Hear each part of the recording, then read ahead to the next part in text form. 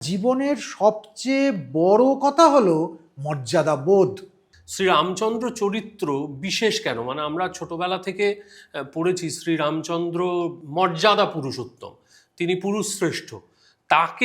তার মধ্যে কি কি বিশেষ গুণাবলী আমরা দেখতে পাই? শাস্ত্র বলছেন যিনি শ্রীনাথ অর্থাৎ লক্ষ্মীপতি নারায়ণ এবং যিনি জানকীনাথ অর্থাৎ রামচন্দ্র, এই দুজনই এক।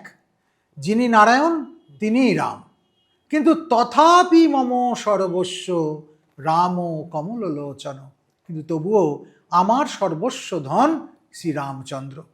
কেন রামচন্দ্রকে আমরা আমাদের অস্তিত্বের নিগূঢ় সত্তায় বারবার খুঁজেছি?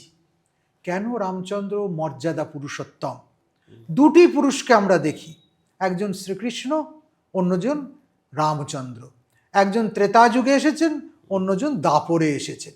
দাপরে যিনি এলেন তিনি হচ্ছেন লীলা পুরুষোত্তম, আর আরেকজন তিনি হচ্ছেন মর্যাদা পুরুষোত্তম। শ্রীকৃষ্ণের লীলায় আমরা তার কৈশোর এবং যৌবনের যে ব্রজলীলা তাকে দেখেছি। সেই লীলাময় ভগবানের বিচিত্র জীবন কাহিনী আমরা শ্রীমদ্ ভাগবতে পেয়েছি, কিন্তু সেখান থেকে কোথাও একটু আলাদা শ্রীরামচন্দ্র।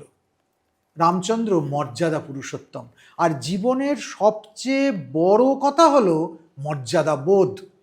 যে মানুষটার আত্মমর্যাদা নেই, যে মানুষটা মর্যাদা কি তা জানে না, সে মানুষটা কোনো দিন মনুষ্য সমাজে প্রতিষ্ঠিত হতে পারে না, গ্রহণযোগ্য হতে পারে না।